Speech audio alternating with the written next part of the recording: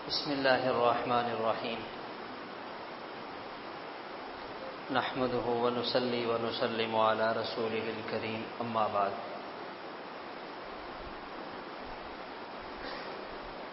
الحمدللہ اللہ تعالی بہت آسانی کے ساتھ سہولت کے ساتھ تراویح میں کھڑے ہونے کی توفیق عطا فرماتے ہیں۔ کتنا اللہ تعالیٰ کا کرم ہے۔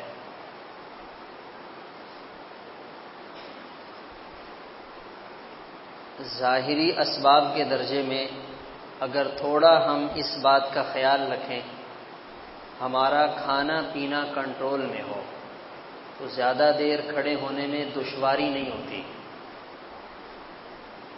عام طور سے ہمارا ذہن یہ بنا ہوا ہے جتنا کھا سکتے ہو اتنا کھاؤ، ہمارا ذہن یہ بنا ہوا ہے۔ ہمارا دین یہ کہتا ہے جتنی ضرورت ہے اتنا کھاؤ،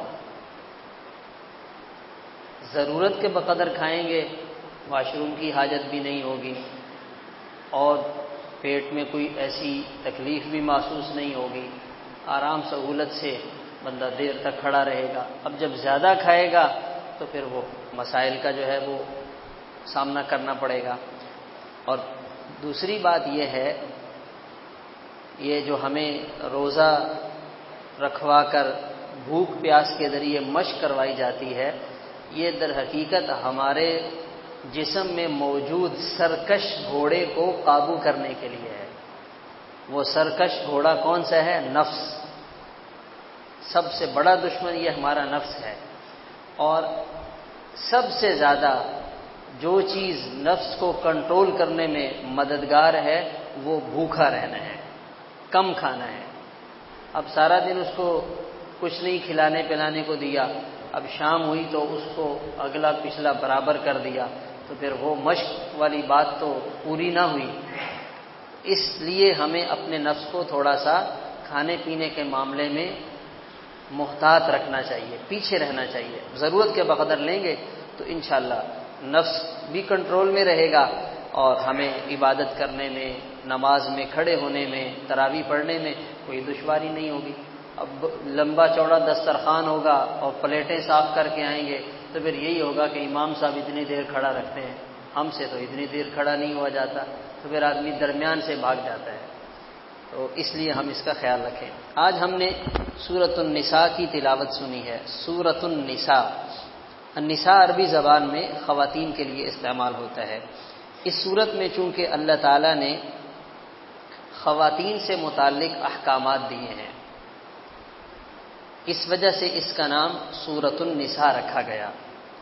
جیسے اس سورت کے آغاز میں 4 شادیوں کا ذکر موجود ہے، 4 شادیوں کا۔ ایک ماضی میں فرقہ گزرا ہے، ان کا نام تھا معتزلہ۔ جس آیت میں 4 شادیوں کا ذکر ہے وہ اس کو اس انداز سے لیا کرتے تھے، وہ کہتے کہ اس آیت میں 18 شادیوں کا ذکر ہے، 4 نہیں ہیں، 18 شادیاں ہیں۔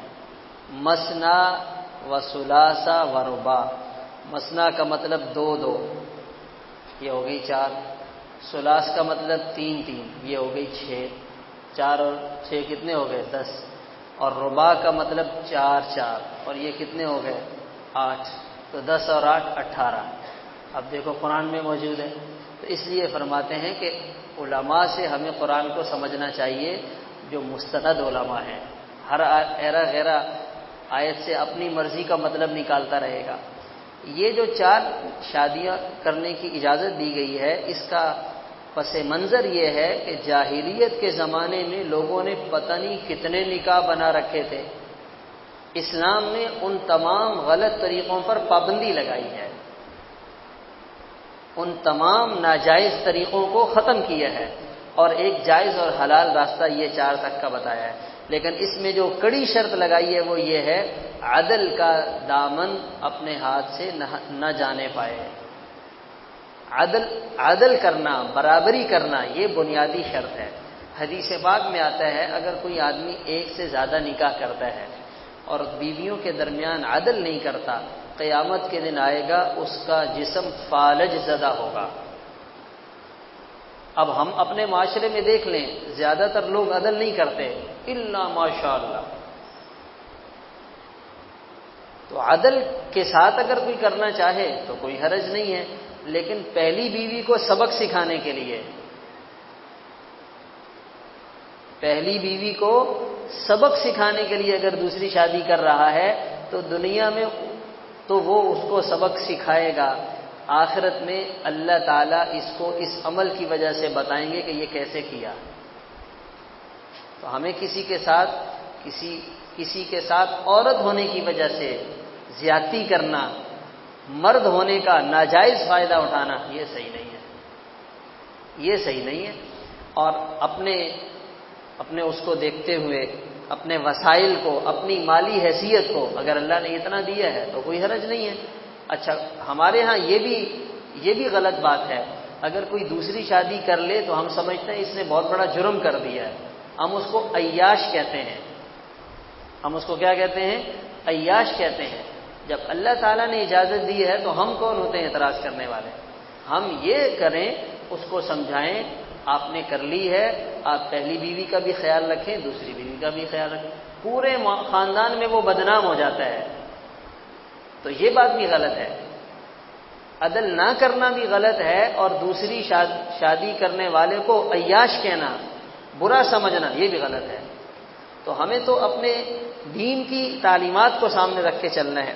تو اس لیے یہاں اس شادی کے معاملے کا ذکر ہے۔ پھر اس کے بعد وراثت کے احکام ہیں۔ وراثت کے احکام میں یہ پورا رکوع موجود ہے۔ دوسرا رکوع جو سورۃ النساء کا ہے، بہن کو اتنا ملے گا، بیٹی کو اتنا ملے گا، ماں کو اتنا ملے گا، بیوی کو اتنا ملے گا۔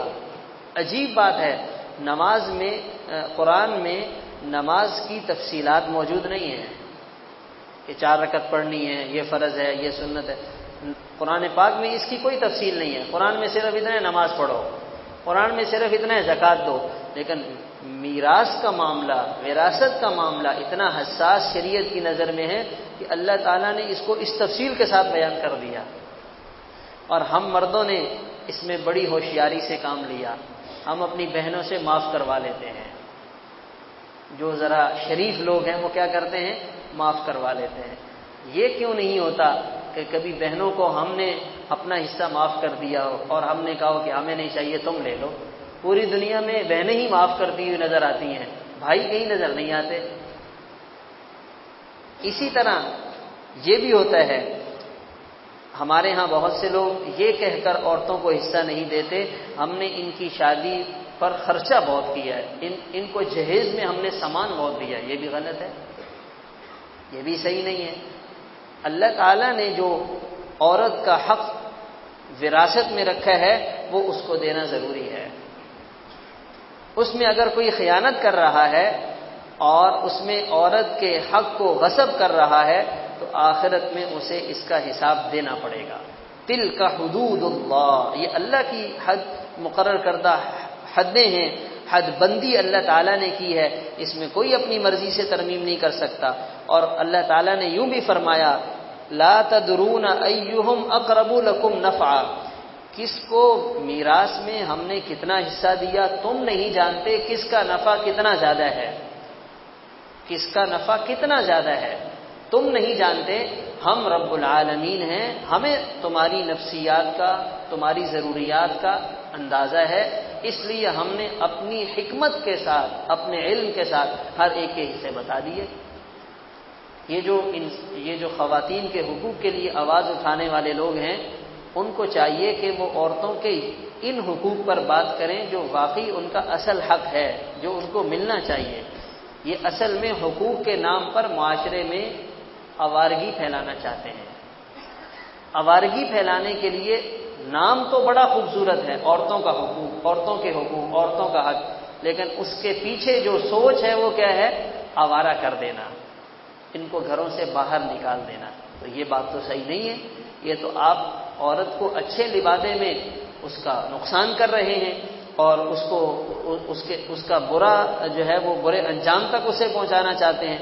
اس لیے ہمیں شریعت نے جو یہاں وراثت کے معاملے میں تلقین کی ہے، اپنے اوپر دباؤ ڈالتے ہوئے عورتوں کو بہنوں کو ان کا حق ضرور دے دینا چاہیے، ضرور دے دینا چاہیے۔ وقتی طور پہ پریشانی تو ہوتی ہے، یہ مکان ہے، میں کہاں رہوں گا، میں تو روڈ پہ آ جاؤں گا، میرے پاس تو اتنا پیسہ ہی نہیں ہے، میرے پاس تو اتنا مال ہی نہیں ہے۔ آپ اس کی کوئی ترتیب بنائیں، فی الفور بہن کو اس کا پورا حصہ نہیں دے سکتے تو اس کے ساتھ بات چیت کر کے اس کو قسطوں میں ادا کریں، لیکن دیں ضرور، دینا بہت ضروری ہے۔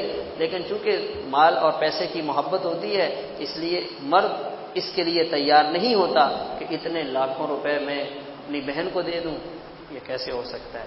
تو ہمیں اس معاملے میں اپنی عقل پہ نہیں چلنا، اپنے پیسے کو نہیں دیکھنا، ہم نے اللہ کے حکم کو پورا کرنا ہے۔ اس کے بعد آگے اللہ تعالیٰ نے گھریلو زندگی کے بارے میں کچھ تفصیلات بتلائی ہیں۔ کیا فرمایا؟ الرجال قوامون علی النساء، گھریلو زندگی میں مردوں کو عورتوں پر حاکم بنایا گیا ہے۔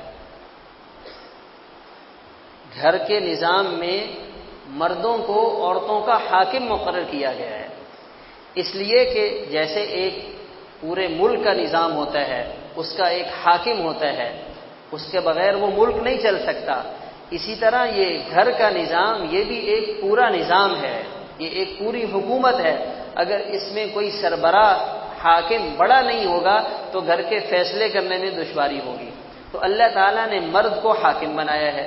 ایک تو اللہ کی طرف سے یہ اعلان ہے، دوسری وجہ یہ بتائی وَبِمَا أَنفَقُوا مِنْ أَمْوَالِهِمْ، مرد کو حاکم اس لیے بنایا کہ خرچ کرنے کی ذمہ داری یہ مرد کے کندھے پر ڈال دی گئی ہے۔ مرد خرچ کرے گا اور جو خرچ کرنے والا ہوتا ہے پھر اس کی چلتی ہے اور اس کی مانی جاتی ہے۔ یہ اصل جو قرآن کا اصول ہے، یہ پھر ہمارے معاشرے میں اب آہستہ آہستہ چونکہ لوگوں میں شعور بڑھ رہا ہے تو اب لوگوں کو آہستہ آہستہ پتہ چل رہا ہے کہ عورتوں کو بھی کمانا چاہیے۔ تو عورتوں کو کمانے کا فائدہ یہ ہوگا، مرد کہے گا میرے لیے ناشتہ بناؤ، وہ کہے گی مجھے تو کام پہ جانا ہے۔ مرد کہے گا میرے لیے کھانا بناؤ، وہ کہے گی میں سارا دن دفتر میں تھی، میرے پاس ٹائم نہیں ہے، میں تھکی ہوئی ہوں۔ اس کے بعد اگلے دن تیسرے دن پھر کیا نتیجہ نکلے گا؟ تم اپنی ماں کے گھر جاؤ، مجھے تو ایسی عورت کی ضرورت ہی نہیں ہے۔ تو پھر اس نظام میں خرابی آ جائے گی۔ آج جو طلاق اور خلع کی شرح میں اضافہ ہوا ہے اس میں ایک چیز یہ بھی ہے، اچھا ہم یہ جو زیادہ مال کما رہے ہیں اس کمانے کا مقصد کیا ہے؟ کیا کرنا چاہتے ہیں؟ اس کا مقصد صرف اور صرف اپنی زندگی کو آسان بنانا ہے، اپنی زندگی کی نعمتوں اور سہولتوں کو بڑھانا ہے۔ یہ بنیادی ضرورت کے لیے نہیں ہے کہ گھر کی دال روٹی بن جائے اس کے لیے عورت کما رہی ہے۔ اتنا تو الحمدللہ مرد کما ہی لیتا ہے، یہ جو عورت کما رہی ہے نا، یہ گھر کے اندر جو اضافی خرچے ہیں، جو اپنی خواہشات ہیں، یہ ان کو پورا کرنے کے لیے ہے۔ تو جب خواہشات کے پیچھے لگیں گے تو پوری دنیا کے خزانے ایک انسان کی ایک خواہش کو پورا کرنے کے لیے ناکافی ہیں۔ ساری دنیا کے خزانے بھی کسی کو مل جائیں اس کی ایک خواہش بھی پوری نہیں ہو سکتی ہے۔ تو دنیا میں خواہشات کو پورا نہیں کرنا، دنیا میں تو ضروریات کو پورا کرنا ہے۔ اللہ تعالیٰ جس درجے میں ضرورت پوری کروا دیں۔ تو مردوں کو جو سربراہ بنایا گیا اس کی وجہ کیا ہے؟ خرچ کرنا مرد کی ذمہ داری ہے۔ مرد کی غیرت کا تقاضا یہ ہے کہ وہ اپنی عورت کو کما کر گھر میں لا کر دے، اور یہ گھر کی ملکہ ہے، یہ بڑی ٹھاٹھ سے خرچ کرتی ہے۔ ایک دفعہ امریکہ میں میاں بیوی ہوٹل پہ کھانا کھانے گئے تو مرد نے اپنی بیوی کا بل دے دیا۔ اس پر وہ بیوی اتنی خوش ہوئی کہ اس نے کوئی مضمون لکھا اور اس پر خوشی کا اظہار کیا کہ آج میرے شوہر نے میرا بل دیا ہے۔ اس معاشرے میں یہ صورتحال ہے۔ ہمارے معاشرے میں، ہمارے گھروں میں تو ہماری عورتیں ملکہ ہیں۔ شوہر سارا دن کما کے لاتا ہے، بس پیسے ان کو دے دیے، اب وہ ادھر لگائیں ادھر لگائیں، اپنے اوپر لگائیں بچوں پر لگائیں، وہ تو ملکہ ہیں، ان کو کیا ضرورت ہے ٹینشن میں پڑنے کی؟ تو اللہ تعالیٰ نے ان کا کام آسان بنا دیا۔ تو ہمیں اس چیز کو خیال رکھنا ہے۔ پھر عورتوں کی خوبیاں بتائیں، عورتوں کا کیا کام ہے؟ فالصالحات، نیک ہوں. سب سے پہلے تو کیا ہیں؟ نیک ہوں. قانتات فرما بردار ہوں، شوہر کی بھی فرما بردار اور اللہ تعالیٰ کی بھی فرما بردار. حافظات للغیب، شوہر کی غیر موجودگی میں اپنی عزت اور ناموس کی بھی حفاظت کریں اور شوہر کے بچوں کی، اس کے گھر کی، اس کے ساز و سامان کی بھی حفاظت کریں. یہ عورت کی خوبی ہے، یہ عورت کی خوبی ہے. یہ خوبیاں عورت میں ہونی چاہیے. اس میں یہ نہیں ہے کہ وہ اتنا کمانے والی ہو، اس نے فلاں ڈگری لے رکھی ہو، فلاں یونیورسٹی کی پڑھی ہوئی ہو. یہ اضافی چیزیں ہیں، اگر کسی عورت کے پاس موجود ہیں تو ایک اضافی خوبی آ گئی، کوئی حرج نہیں ہے. لیکن جو اس کا بنیادی کام ہے وہ آنا ضروری ہے. آج ہمارے ہاں یہ معاشرے میں بڑی خرابی پیدا ہو گئی. لوگ بڑے فخر سے بتاتے ہیں، مائیں بڑی فخر سے بتاتی ہیں ہماری بچی کو تو چائے بنانا بھی نہیں آتی ہے، ہماری بچی تو کبھی کچن میں گئی ہی نہیں ہے. یہ اس کی خوبی نہیں ہے، یہ اس کے لیے خامی ہے. اور اس پر فخر کرتے ہیں ہماری بچی NED سے پڑھ رہی ہے اور فلاں یونیورسٹی سے پڑھ رہی ہے، ڈپلوما کر لی ہے، یہ کر لی ہے. یہ اس کے لیے فخر کی بات نہیں ہے، یہ ایک اضافی چیز ہے. آ گئی تو آ گئی، ورنہ اس نے تو اپنے بچوں کو پالنے ہیں، شوہر کی خدمت کرنی ہے، کچن سنبھالنا ہے. وہ کام اگر اس کو آتے ہیں تو بہت اچھی بات ہے. اور یہ جو قرآن نے بتایا فرما بردار ہو، یہاں تو تھوڑا سا مسئلہ ہوتا ہے فوراً کال ملاتے ہیں کہ آپ پہنچیں، جلدی کریں، شوہر غصے میں ہے، آپ نے ہماری بچی کو ڈانٹ کر کیوں کہا، سخت بات کیوں کر دی. بھائی وہ شوہر ہے، وہ اس کے ساتھ بات نہیں کرے گا تو کس کے ساتھ کرے گا. تو آج ہمارے معاشرے میں یہ جو گھریلو زندگی کا توازن ہے، اس کی بنیادوں کو ہلا دیا گیا اور اس کے پیچھے سالوں کی محنت ہے. اس کے پیچھے سالوں کی محنت ہے. کتنے لوگوں کے دماغ اس کے پیچھے کام کر رہے تھے. اس لیے یہاں فرمایا کہ اس طرح گھر کا نظام چلے گا. اور فرمایا اگر کہیں خرابی پیدا ہو جائے تو خاندان کے بڑے جمع ہوں، آپس میں بیٹھ کر صلح صفائی کی کوئی صورت پیدا کریں.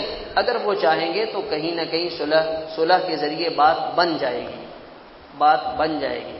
اور جیسے ہمارے سامنے آیا کہ اس معاملے میں شیطان چھوٹی بات کو بڑی بات بنا دیتا ہے، رائی کو پہاڑ بنا دیتا ہے. شروع میں چھوٹی چھوٹی غلطیاں، ایک دوسرے کو نوٹ کرنا، ایک دوسرے کو ٹوکنا، پھر ایک ایسا وقت آتا ہے کہ کہتے ہیں بس اب میری برداشت ختم ہو گئی ہے، اب میں نہیں 10 سال 20 سال اس کے بعد علیحدگی ہوگی. 20 سال شادی ہونے کے بعد بھی علیحدگی ہو جاتی ہے. شیطان اتنا ظالم ہے، 20 سال پوری زندگی گزار دی ہے، بڑھاپے میں بھی شیطان یہ کام کروا دیتا ہے. تو اس لیے ہمیں صلح صفائی کے ساتھ رہنا ہے تاکہ ہمارے گھر کا نظام خوبصورتی کے ساتھ چلتا رہے. پھر اللہ تعالیٰ نے فرمایا ایک اللہ کی عبادت کرو، شرک نہ کرو، ماں باپ کے ساتھ حسن سلوک سے پیش آؤ، رشتہ داروں کے ساتھ، یتیم اور مسکین لوگوں کے ساتھ، پڑوسیوں کے ساتھ، مسافروں کے ساتھ، اپنے ماتحت لوگوں کے ساتھ. اور فرمایا ان کے حقوق کی ادائیگی میں جو خرابی آتی ہے اس کی وجہ کیا ہے؟ اس کی وجہ تکبر ہے. اللہ تعالیٰ تکبر کو پسند نہیں فرماتے. ان اللہ لا يحب من كان مختالا فخورا، جو تکبر کرنے والا، فخر کرنے والا ہے، اللہ تعالیٰ کو وہ بندہ پسند نہیں ہے. اللہ تعالیٰ ہمیں اس کی توفیق عطا فرمائے. اس کے بعد آگے ایک واقعے کی طرف اشارہ ہے. مدینہ منورہ میں ایک منافق اور ایک یہودی کا زمین پر تنازع ہوا. آپ صلی اللہ علیہ وسلم کی خدمت میں حاضر ہوئے، آپ نے پوری بات سنی اور اس کے بعد فیصلہ فرما دیا کہ یہ زمین یہودی کی ہے. فیصلہ فرما دیا یہ زمین یہودی کی ہے.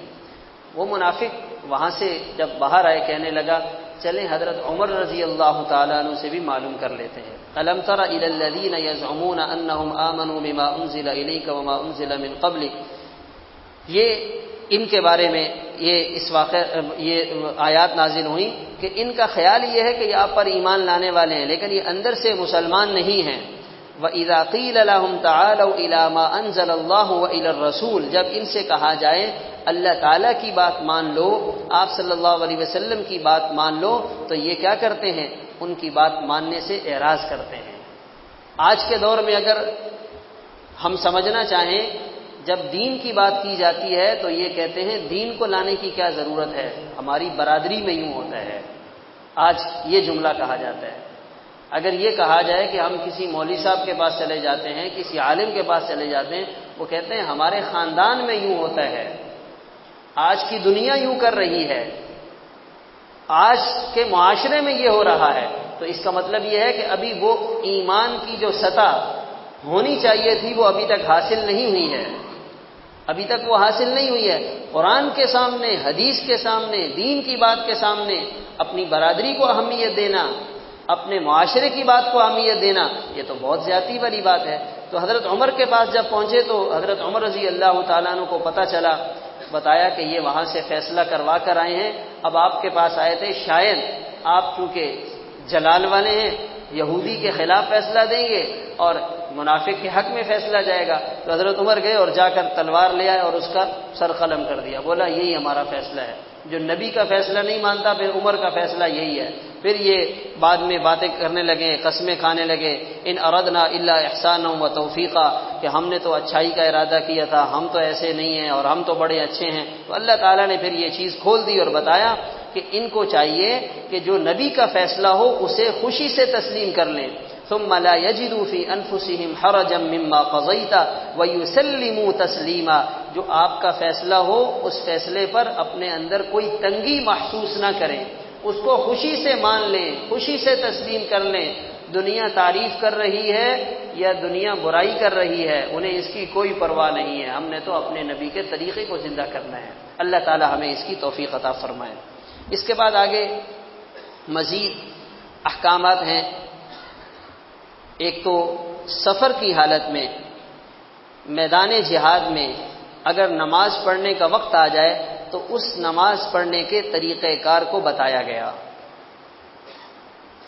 سب مجاہدین اور مسلمانوں کا لشکر یہ چاہتا ہے کہ ہم ایک امیر کے پیچھے نماز ادا کریں، اس کی تفصیل اور اس کا طریقہ کار بتایا گیا کہ آدھے لوگ امام کے پیچھے کھڑے ہوں اور آدھے لوگ دشمن کے سامنے ہوں، یہ آدھی نماز پڑھیں ہتھیار لگا کر پڑھیں، آدھی نماز پڑھنے کے بعد یہ آگے اس جگہ چلے جائیں جہاں دوسرے لوگ کھڑے ہیں دشمن کے مقابلے میں، اور وہ لوگ ادھر آ جائیں۔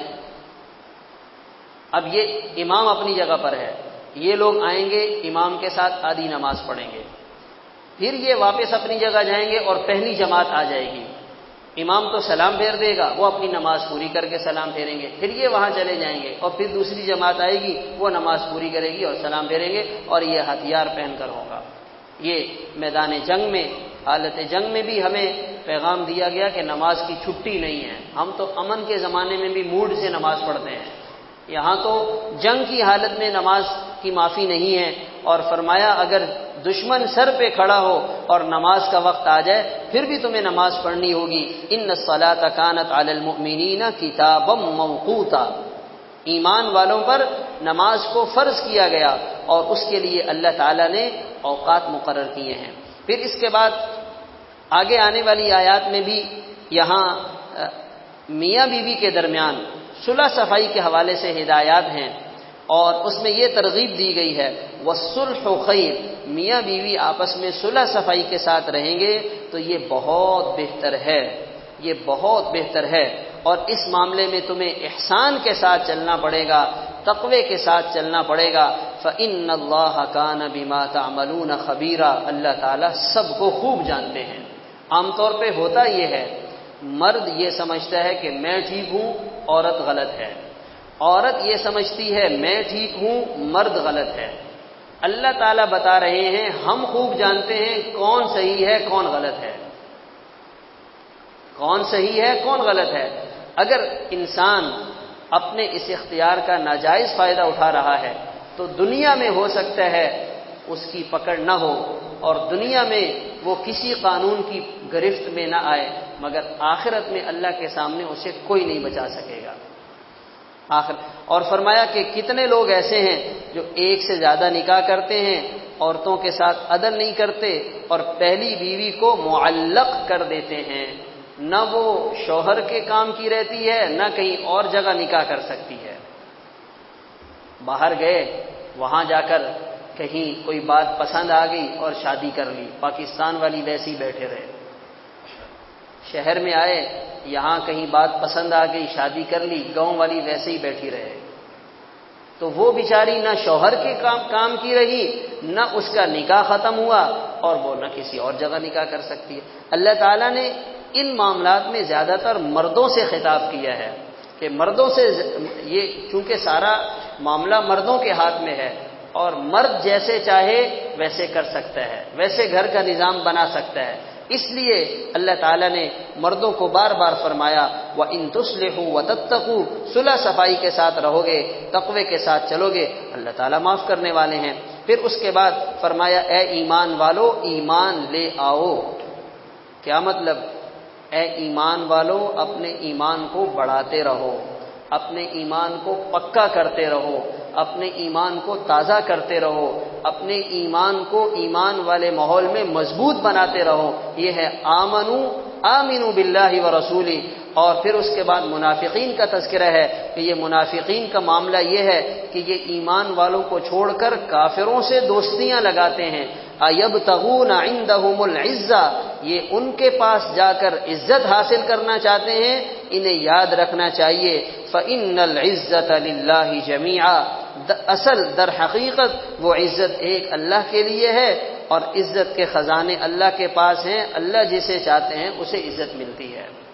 تو منافقین جو ڈبل پالیسی اختیار کرتے ہیں اور اپنے مفادات حاصل کرنے کے لیے کافروں کے ساتھ تعلقات بناتے ہیں، اس سے ان کو کچھ بھی نہیں ملنے والا۔ یہ اللہ تعالیٰ کو دھوکہ دے رہے ہیں، اللہ کو دھوکہ نہیں دے رہے، یہ اپنے ساتھ دھوکہ دہی کر رہے ہیں۔ اور یہ نماز پڑھنے کے لیے آتے ہیں، سستی کے ساتھ کھڑے ہوتے ہیں۔ وَإِذَا قَامُوا إِلَى الصَّلَاةِ قَامُوا كُسَالَىٰ، اور کھڑے کس جذبے کے ساتھ؟ یراؤون الناس، لوگوں کو دکھانے کے لیے۔ یعنی مسجد میں بھی جیسے آ گئے اور نیکی کی طرف بھی آ گئے، لیکن اندر کا جذبہ کیا ہے؟ لوگ کہیں ماشاءاللہ یہ تو بڑے حاجی صاحب ہیں، لوگ کہیں یہ تو ماشاءاللہ بڑے نیک آدمی ہیں، یہ تو مسجد بھی جاتے ہیں، یہ تو یہ کام بھی کرتے ہیں۔ اندر کا جذبہ دکھلاوے والا ہے، اور اندر سے اللہ کی رضا کا جذبہ نہیں ہے۔ وَلَا يَذْكُرُونَ اللَّهَ إِلَّا قَلِيلًا، اللہ کو بہت تھوڑا یاد کرتے ہیں۔ پھر اللہ تعالیٰ نے فرمایا ہم ان منافقین کے ساتھ کیا کریں گے؟ جہنم کے سب سے نیچے والے حصے میں ان کو ڈال دیں گے۔ تو آج دیکھ لیا جائے ہمارے معاشرے میں کس قدر نفاق پھیلا ہوا ہے۔ تو ہمیں کسی کے بارے میں بدگمان ہونے سے بھی احتیاط کرنے کی ضرورت ہے۔ اپنا محاسبہ کرتے رہیں، اپنے اندر کوئی ایسی بات نہ ہو جس کی وجہ سے ہم نفاق کی طرف چلے جائیں۔ جھوٹ بولنا، وعدہ خلافی کرنا، خیانت کرنا، اور لڑائی جھگڑا کرنا، گالم گلوچ کرنا، یہ سارے منافقین والے کام ہیں۔ ہم اپنے آپ کو ایسی چیزوں سے بچائیں۔ ایک دفعہ ایک صحابی کا، ان کی بچی کے رشتے کی بات کہیں چل رہی تھی، تو ان کے انتقال کا وقت آ گیا، تو انہوں نے بلایا جن کے ہاں بات چل رہی تھی اور کہا میں نے اپنی بچی کا رشتہ آپ کو دے دیا، اور یہ جلدی میں اس لیے کر رہا ہوں تاکہ مرنے سے پہلے میں یہ معاملہ نمٹا دوں اور منافقین کی اس خصلت سے اپنے آپ کو بچا لوں جو بات کرتے ہیں اور بات کے خلاف چلے جاتے ہیں، وعدہ خلافی کرتے ہیں۔ اس سے بچنے کے لیے میں نے اپنی بچی کا رشتہ آپ کو دیا، پھر اس کے بعد ان کا انتقال ہوا۔ تو اتنا وہ اس معاملے میں احتیاط کیا کرتے تھے۔ تو فرمایا جہنم کے سب سے نیچے والے حصے میں جائیں گے۔ ہاں، جو توبہ کر لی جنہوں نے اور اللہ سے صلح کر لی، معافی مانگ لی، اپنے دین کو خالص بنا لیا، اپنی نیتوں کو صاف کر لیا، پھر اللہ تعالیٰ ان کو معاف فرمائیں گے، اور اللہ تعالیٰ جو ہے ایمان والوں کو اجر عظیم عطا فرمائیں گے۔ اور اللہ نے تمہیں عذاب دے کر بھی کیا کرنا ہے؟ اگر تم شکر گزاری والی زندگی گزارو گے، ایمان والی زندگی گزارو گے، اللہ تعالیٰ تو بڑے قدردان اور علم رکھنے والے ہیں۔ اللہ تعالیٰ عمل کرنے کی توفیق عطا فرمائے۔